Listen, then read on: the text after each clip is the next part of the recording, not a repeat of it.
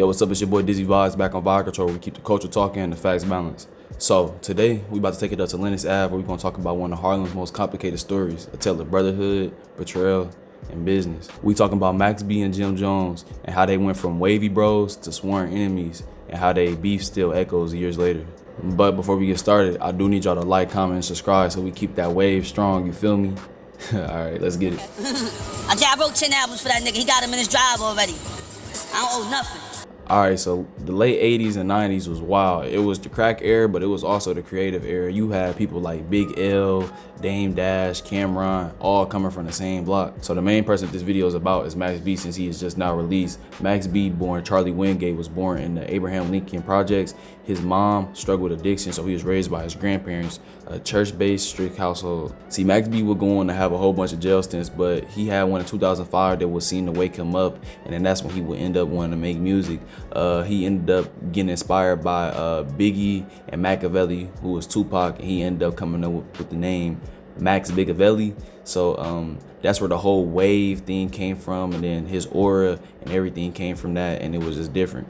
And then you know how I said like Cameron, Max B, them all from the same block. Then Cameron would end up linking up with like Jim Jones and forming like Dipset and everything, and then that's where Max B would come in later on and be added on to the group. Jim Jones would end up making like his own crew within the Dipset thing. It would end up be called ByrdGang. It would be Jim Jones, Stacks Bundles, Max B, and others. And then the chemistry was set. It was Jim with the business mindset, Max with the melodies, and then Stacks had the bars. See, Max was writing hooks, building songs, and then he had that new sound in New York that nobody ever heard before, but the paperwork wasn't adding up. See, he'd be getting like 300 a show, while Jim Jones would be getting thousands for that same show that they both booked on. And then you know, this like the same story in hip hop over and over again. When you feel like you the brain and you the voice behind the hits, and you ain't getting the same love and everything, resentment builds fast. And behind the scenes, Jim and Max was clashing over everything. It seemed like money, credit, control. But then here came a song that blew everything up.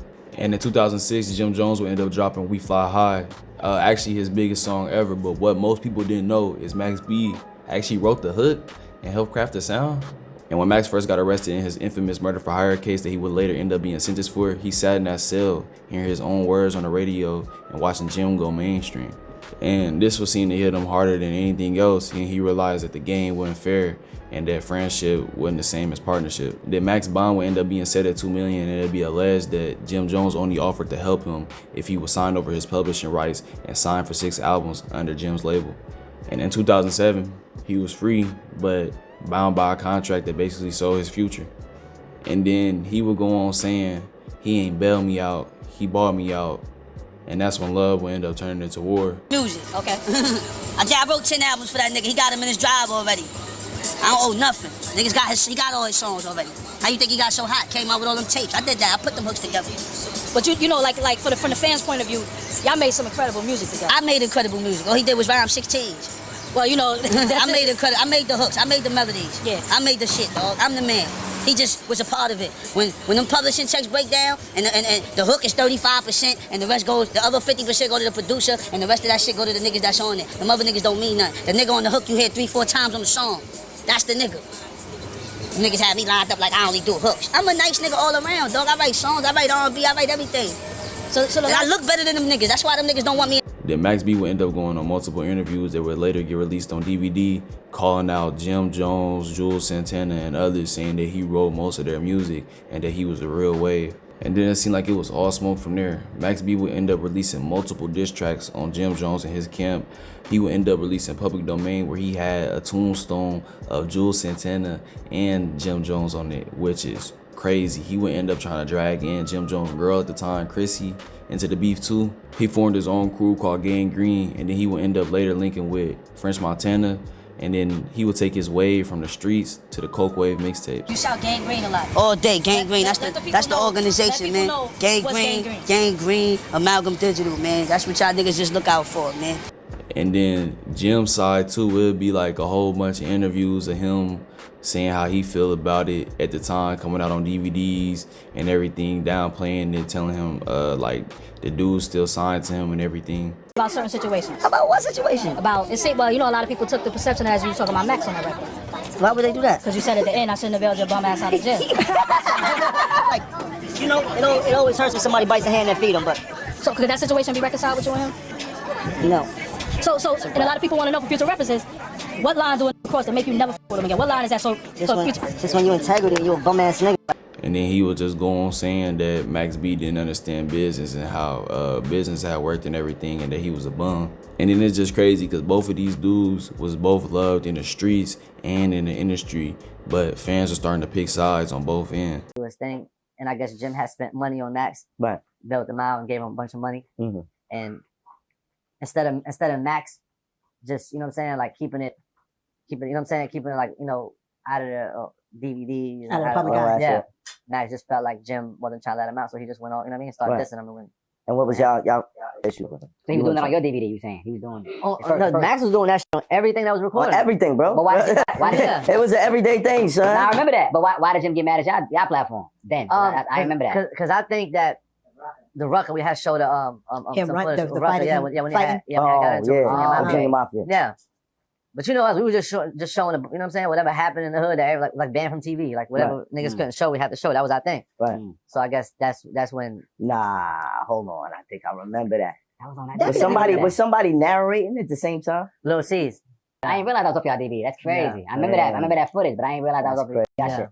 But eventually, the beef will end up going to a halt because Max B case ended up catching up to him. Like I said, he was out on bail, and then he ended up getting sentenced to 75 years. But it didn't slow everything down. He would end up releasing music, being able to go to the studio in jail and everything, but he would still be held back. He would end up later getting a lot of flowers for influence from a lot of mainstream artists like Wiz Khalifa, most notably, and then Drake. Then years later, he was seen to end up getting a blessing. He ended up getting his sentence reduced from 75 to 20 after he ended up having a new legal team find out that his old lawyer had a conflict of interest. Then he finally had a chance to come home. Then Max B would end up doing multiple phone interviews from jail too, some with Vlad, other blog pages and everything, and then they would end up asking him how he felt about the Jim Jones beef, and this would be years later, and he would end up saying that they was young and that he was all over it and everything. But Jim Jones did not feel the same way. He ended up saying that he don't feel like he can end up letting it go. Up until like a month until like Max B was about to come out, Jim Jones was still talking about Max B, talking about some like how he had never let it go, how Max B had never be no Dipset like how it was back in the day. Max B coming home. Where we at with that? Are you able to get past that? No. Now we can pass now. We can get past that now. You want to get past it? Or you want to dive more into it? Or you want me to tweak it? I want you to pass it at some point. You want me to crash out? I definitely don't want you to crash out because I don't want to crash out. Now, what I want for myself, I want for my brother. I appreciate it. You see what I'm saying? Because there's too much money out here, it's too much life out here, and I like to do the things that I like to do. Ain't nothing feel better than living right now. You're right. Being alive and getting money and waking up. No better feeling. There's no better feeling ever in the world. Because Wife and Lucci and Thug got past it. You think you could have an issue with it and get past it? As grown men, being able to put their differences behind them, I don't know the severity. I mean, People. Fact. Well, if that's a fact, then that's pretty severe. So you got to be a pretty strong soul to be able to put that type of behind you. From as we all grew up in different parts of the hood like that, and that doesn't happen too often when blood is shed or somebody loses somebody and things like that. So looking at that's definitely very commendable like that for two grown men to be able to do that. I would say that, you know what I mean? And then it's kind of crazy. Over a year ago, Max B's son and Jim Jones would end up running into each other. Max B's son is a little younger. I think he a minor still and everything. He would end up running into him at like a park while he was playing basketball, and the video would get posted on multiple blogs. So that would end up have people thinking that like, oh, the beef was over with, they was dropping it, but Jim Jones, like a month ago, said nah. And then after almost 2 decades of being locked up, Max B would come home. Surprisingly to some fans that didn't know that he was already coming home, but then the others that had knew, it was amazing to them. And guess who'll be right there waiting for him? French Montana, the same dude that he had came up with the whole Coke wave era.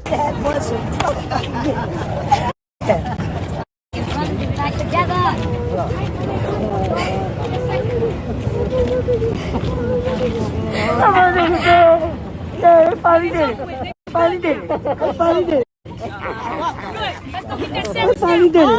We going to Morocco. We going to Morocco. We going straight to Paradise. We going straight to Paradise.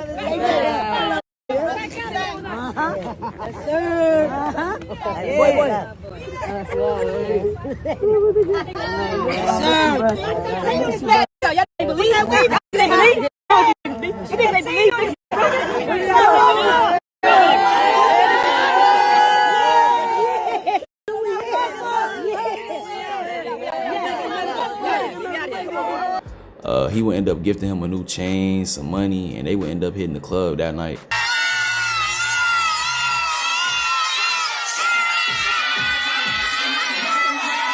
And then clips of the celebration almost hit every blog page, IG, TikTok, Twitter, and everybody was saying the wave was back.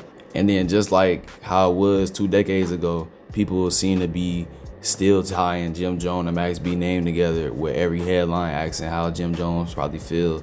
And then a blog page would end up posting that Jim Jones would end up blocking them after they had posted Max B multiple times and everything. So obviously we see how Jim Jones still feels about the situation and everything, and he completely tied to his opinion. And then, to be honest, at this point, it ain't about who won the beef. It's really about who grew. Max B and Jim Jones, they both are Harlem legends. Like, they created a whole wave of everything that they was doing, and they birthed a whole rap generation in New York. Let's be honest, these dudes are fathers, businessmen, and they a brand now. Nobody expect them to be in the streets beefing. It's more so fuel for the internet, and then, you know, the internet gonna eat it up every time. And that's me trying to break down Max B and Jim Jones beef, how two Harlem kings end up letting ego, business, and time get in the way.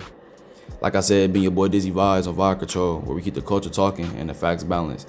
Make sure y'all like, comment, and subscribe. And if y'all like this video, y'all probably like my last one where I did on Youngboy. And do he really slap his homies? I don't know. I've been wondering too. I'm up out of here though, y'all.